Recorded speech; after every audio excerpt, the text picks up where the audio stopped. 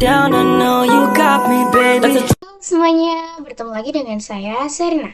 Nah, di video kali ini kita sudah memasuki Super Lab 3 ya, teman-teman. Nah, di sini untuk topiknya seperti biasa, di sini nantinya ada email server, terus akses list, ada CP dan sebagainya. Di sini kalian bisa seperti biasa klik yang doc.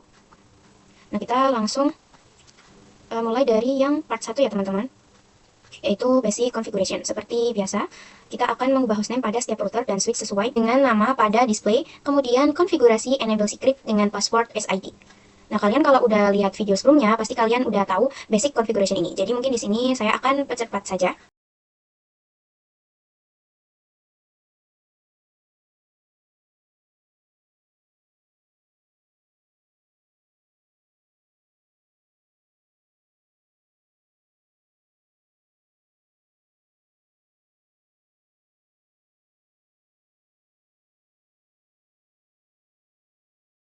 Oke, di sini untuk basic configuration-nya itu udah semua ya, teman-teman, dari switch dan juga routernya. Sekarang kita bisa lanjut untuk ke part yang kedua, yaitu configure VLAN dan trunking di switch 3, switch 4, dan core router 1.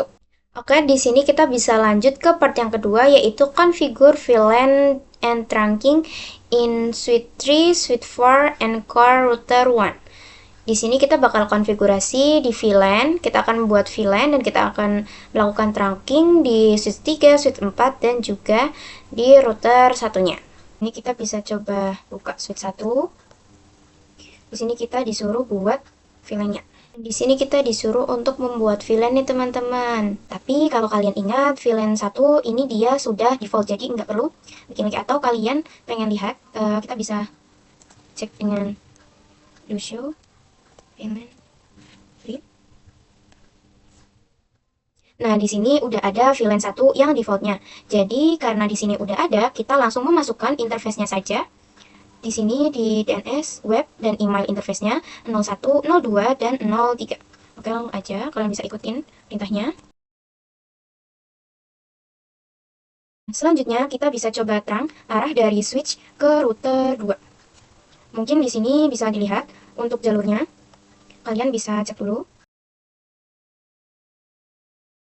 Kalau kalian bingung, di sini kan tulisannya switch 3 dan switch 4 ya. Nah, jadi di sini ada sedikit kesalahan di instruksinya. Tapi kalian bisa ikuti saja dengan apa yang saya konfigurasi tadi di switch 1. Nah, sekarang kita bisa lanjut di router 2-nya nih. Sini. Dulu interface yang FA0/0. Oke, kita bisa exit. Lalu untuk VLAN satunya kita bikin dulu. Untuk switch dan router 2-nya, itu udah ya, teman-teman. Ini kita juga disuruh untuk memasukkan IP secara statik di server DNS, server web, dan server email. Nah, ini mungkin kita mulai bisa dari yang DNS servernya dulu. Ini pakai yang 1.1. Terus DNS servernya kita pakai IP punya dia sendiri. Yang 1.2. Ini udah, kita lanjut di web servernya.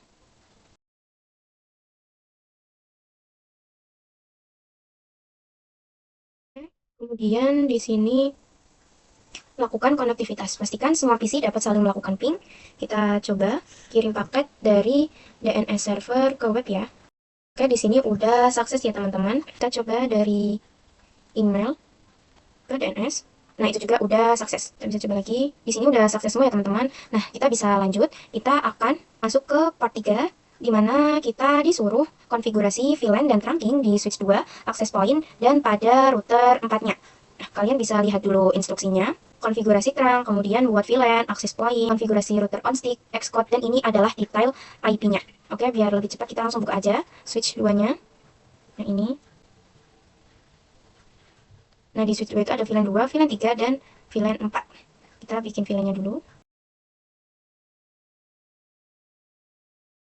Oke, seperti biasa, kita akan memasukkan IP, interface pada setiap VLAN-nya. Nah, di sini, di VLAN 2, itu dia terhubung ke access point nih, melewati FA0/2, teman-teman. Jadi, di sini kita bisa masuk ke interface FA0/2.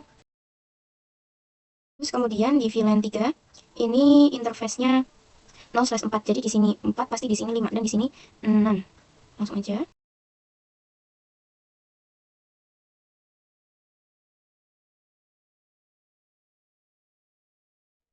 Terus kita juga akan konfigurasi yang ke arah router, teman-teman. Selanjutnya di router 4-nya, kita akan konfigurasi untuk memasukkan IP dari VLAN 2, 3, dan 4-nya. Di sini.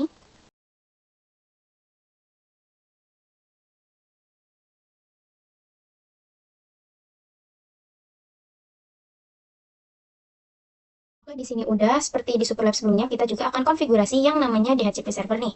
Nah, kita bisa exit dulu di sini. Perintahnya sama ya, teman-teman.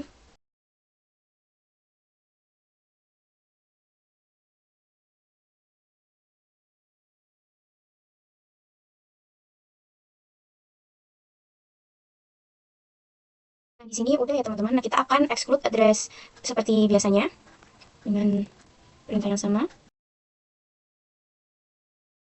Oke, kita udah selesai konfigurasi DHCP-nya nih. Kita coba untuk request IP, misal di VLAN 3-nya. Oke, di sini udah berhasil ya, teman-teman. Cek lagi VLAN 4. Oke, siap. Di VLAN 3 dan VLAN 4 sudah nih. Sekarang kita coba yang di smartphone-nya. Misal smartphone yang ini. Kalian bisa ke desktop, IP. Nah, maka di sini udah langsung ada nih DHCP-nya. Karena ini smartphone, kita coba lihat di smartphone yang lain. Ini juga sama ya, teman-teman. Udah sukses. Di sini udah berhasil semuanya. Oke, selanjutnya kita akan lanjut ke part yang keempat. Di sini itu buat VLAN dan trunking di switch 3 dan router 4-nya. Jadi switch 3 itu yang ini, nantinya di switch 3 kita akan buat VLAN 5, VLAN 6, dan juga 7. Langsung aja kalian bisa buka. Nah, di sini juga jangan lupa untuk memasukkan interface-nya. Pertama kita bisa mulai dari yang VLAN 5.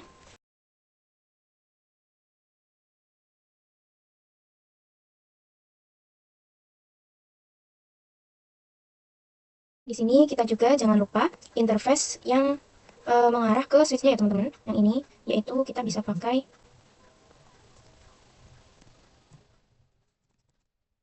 interface FA001 untuk yang mengarah ke switch-nya. Kita lakukan trunking ya, teman-teman.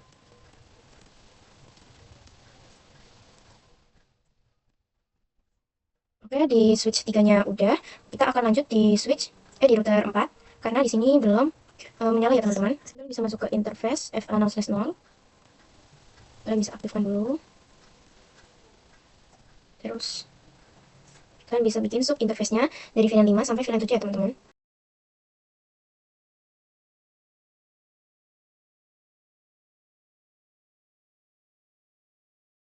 Ini udah selesai ya, teman-teman. Kita juga disuruh untuk membuat DHCP server pada router 4-nya.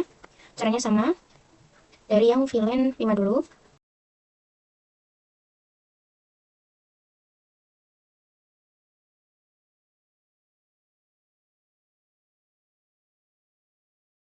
Dan di sini udah selesai untuk konfigurasi DHCP-nya.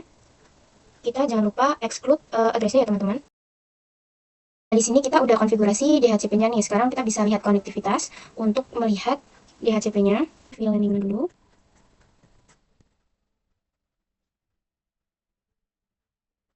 Di sini berhasil. Ini juga. Sekarang VLAN 6-nya.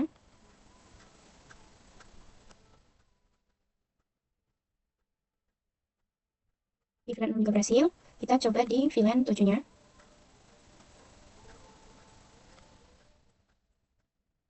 Ini juga udah successful ya, teman-teman. Di sini kita langsung lanjut aja ya, teman-teman, ke part yang kelima. Dan di sini kita disuruh untuk konfigurasi VLAN dan trunking di switch 4, 5, 6, dan juga router 3. Nah, seperti biasa buat VLAN, terus trunking, port fast, terus DHCP juga. Terus exfil juga jangan lupa, terus lakukan konektivitas. Jadi kurang lebih sama lah ya, teman-teman. Jadi kalian bisa ikutin aja. Ini tuh kita akan bikin VLAN 8, 9, 10, dan juga 11 ya, teman-teman. Saya coba dari bawah.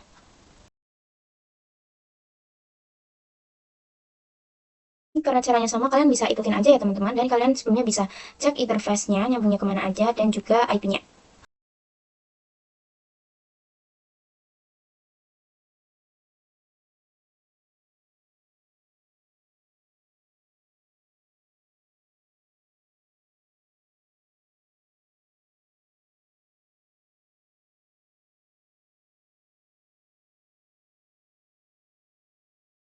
Lanjut ke switch 5-nya.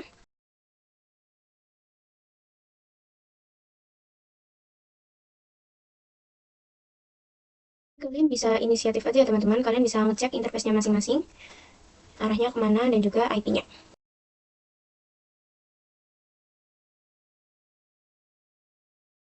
Juga jangan lupa untuk lakukan terang yang ke arah switch 6-nya dan juga switch 5-nya kita udah down. Sekarang kita lanjut ke switch 4-nya. Di sini walaupun di switch 4 itu tidak terdapat VLAN, tapi di sini kita tetap akan membuat VLAN karena nantinya ini dia juga itu sebagai jembatan.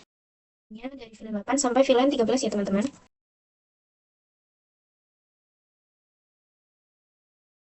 Terus kita akan konfigurasi terang nih dari arah ke switch 5 dan switch 6-nya. Jadi kalian bisa cek dulu interface-nya. Nah, jika udah, kita bisa coba cek result.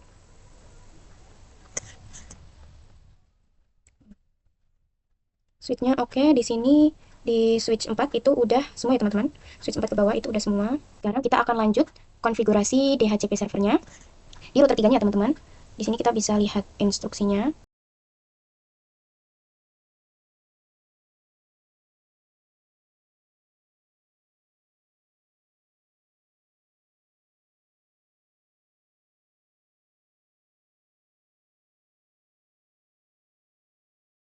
Oke, di sini udah, kita bisa lanjut untuk DHCP-nya dengan perintah yang sama, yaitu IP DHCP pool.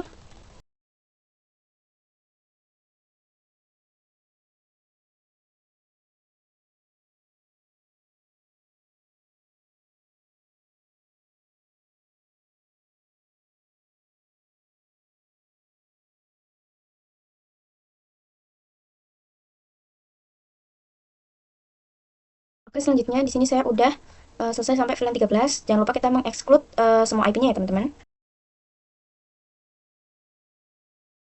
Kita bisa coba cek DHCP-nya.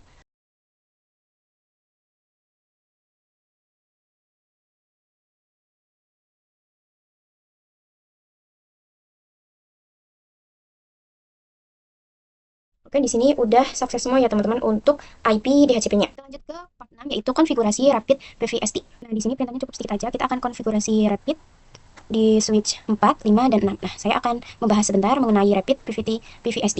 Nah, jadi pada Cisco, dia udah memiliki default PVST-nya sendiri, yaitu Perfill and Standing Tree. Tapi di sini instruksinya itu kita disuruh konfigurasi Rapid PVST. Memang Rapid PVST ini dia mempunyai kelebihan nih, yaitu untuk perpindahan jalur. Dia itu lebih cepat. Gambarnya gini.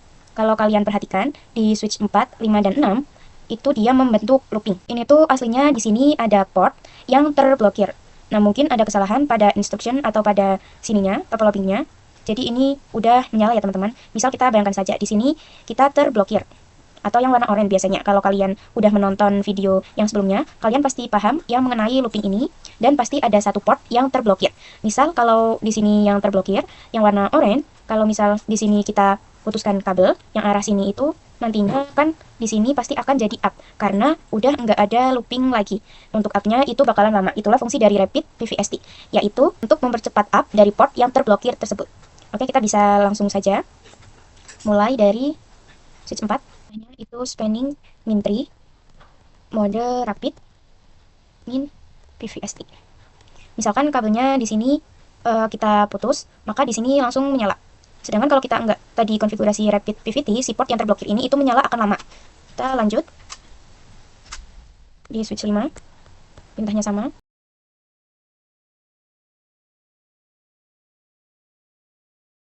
Di sini udah selesai ya teman-teman untuk konfigurasi Rapid PVST-nya. Terus di sini kita juga disuruh konfigurasi di switch 4 untuk menjadi root bridge. Kita menjelaskan apa itu root bridge karena di video saya yang part 1 dan 2 saya udah menjelaskan tentang itu semua. Perintahnya itu seperti ini. VLAN 1.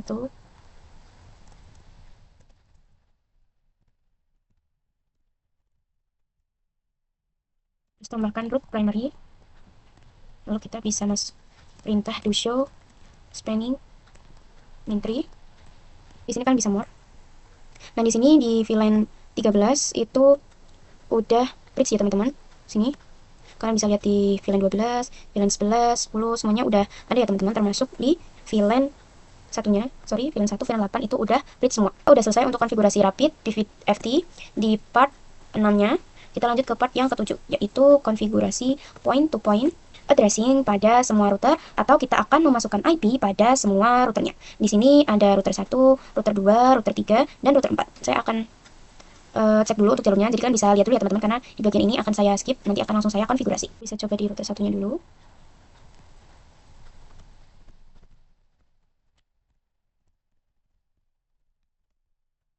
Kalian bisa langsung ikutin perintah punya saya, karena ini udah saya cek ya teman-teman.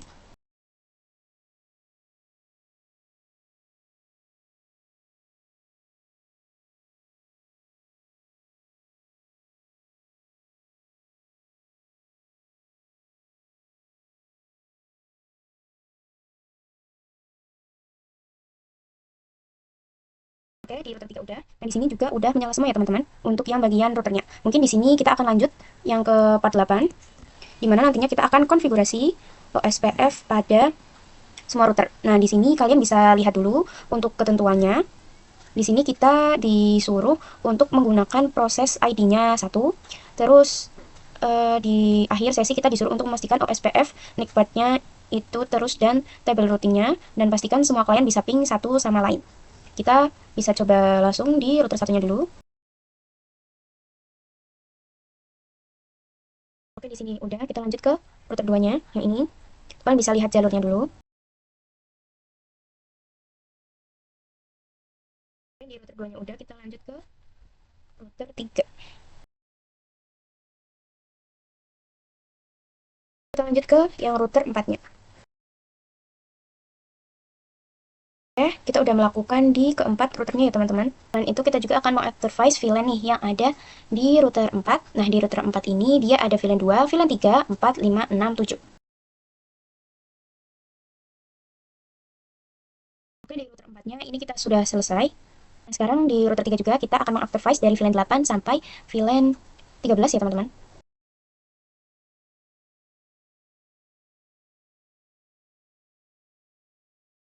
Di sini kita bisa coba lihat, misal di router 1, kan kita udah selesai ya.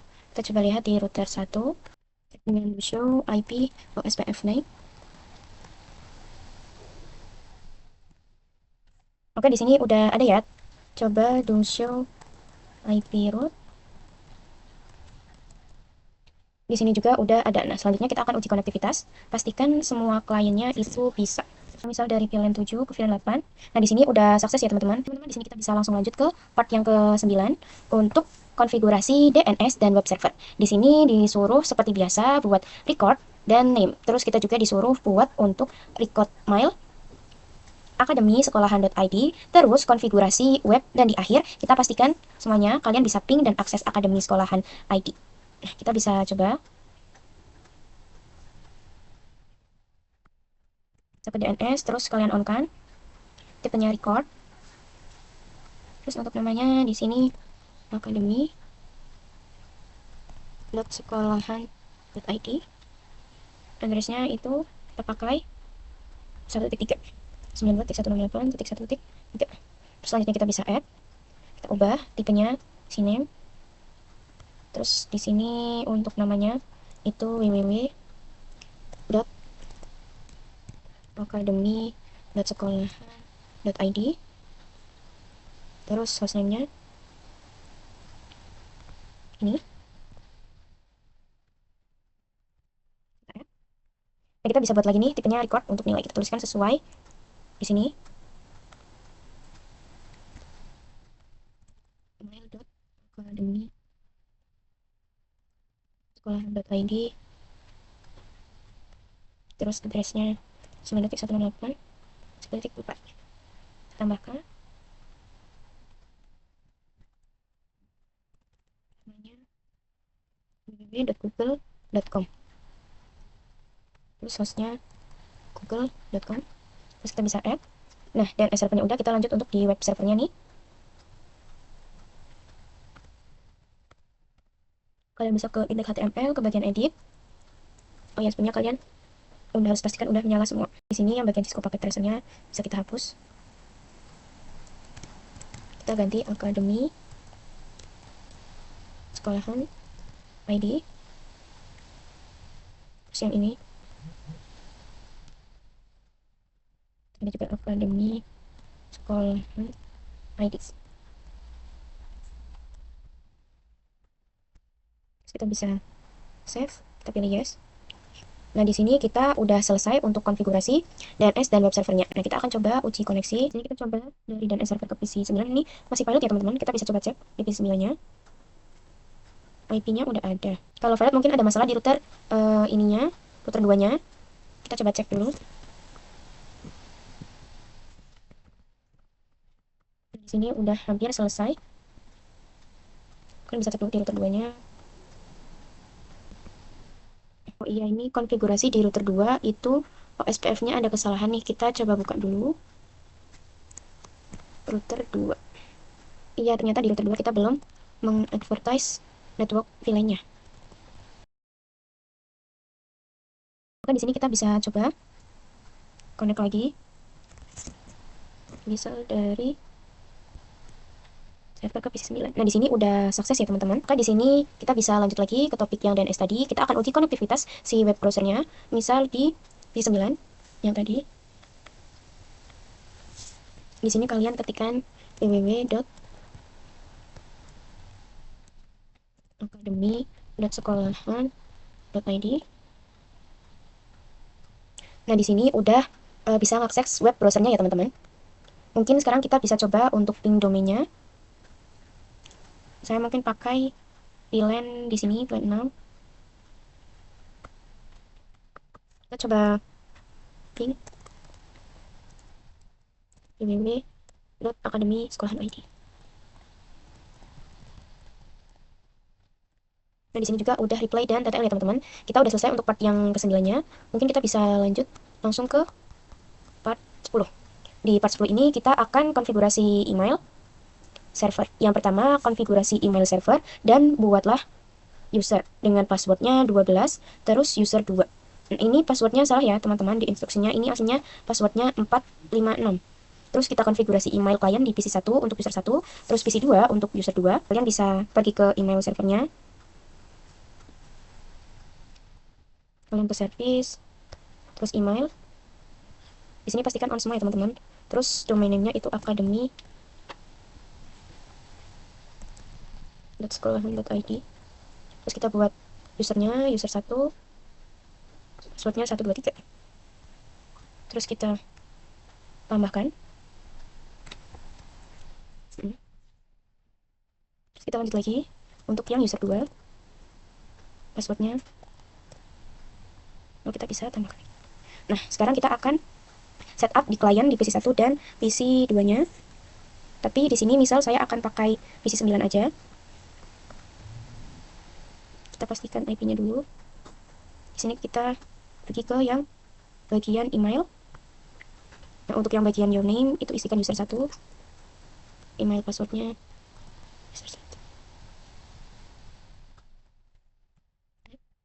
gmail.academy.sekolahan.id.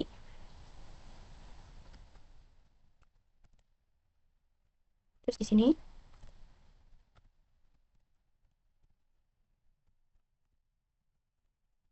untuk username-nya itu bisa user 1. Terus passwordnya itu pakai yang tadi 123. Kita bisa save. Terus di user 2-nya saya akan bikin di PC 13. Di sini pastikan udah ada IP-nya dulu ya, teman-teman. Oke. User 2 Gmail. Kita tadi sama.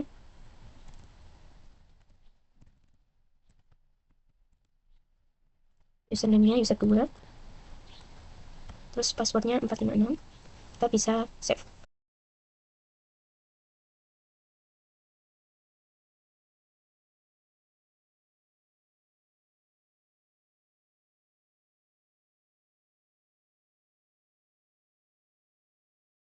Di sini untuk konfigurasinya itu kita udah semua ya, teman-teman. Cuma di sini completionnya nggak 100% karena ada beberapa yang nggak terdeteksi seperti yang ini. Itu tadi kita udah membuatnya ya, teman-teman. Terus yang ini juga. Habis itu yang di mana lagi nih? Ini di switch 3 juga nggak terdeteksi. Padahal kalau kita cek itu udah masuk ya teman-teman. Nah di sini kalau misalkan kalian mau mengeceknya untuk memastikan itu kalian bisa kirim paket aja sembarang. Itu aslinya ini udah 100% ya teman-teman. Yang penting kita udah tahu konfigurasi masing-masingnya. Oke, sekian praktek di video kali ini. Next, tonton lagi di video berikutnya. Terima kasih. Wassalamualaikum warahmatullahi wabarakatuh.